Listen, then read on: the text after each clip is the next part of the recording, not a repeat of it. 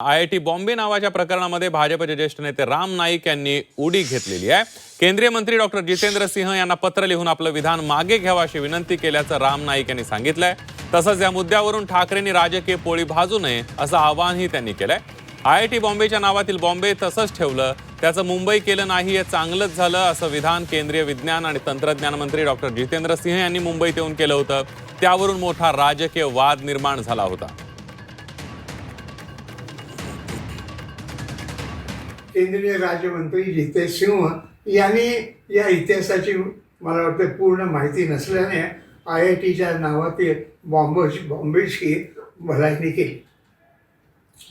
मी स्वतः डॉक्टर जितेंद्र सिंह यांना कालच पत्र लिहून वस्तुस्थितीची व जनभावनेची माहिती देऊ आपलं विधान मागे घ्यावं अशी विनंती केली आहे।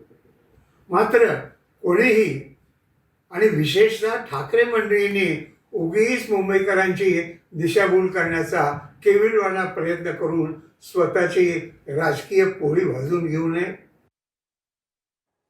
आपण बघतोय IIT बॉम्बे नावाच्या प्रकरणामध्ये भाजपचे ज्येष्ठ नेते राम नाईक यांनी उडी घेतली आहे। केंद्रीय मंत्री डॉक्टर जितेंद्र सिंह यांना पत्र लिहून आपलं विधान मागे घ्यावं अशी विनंती केल्याचं राम नाईक यांनी सांगितलं।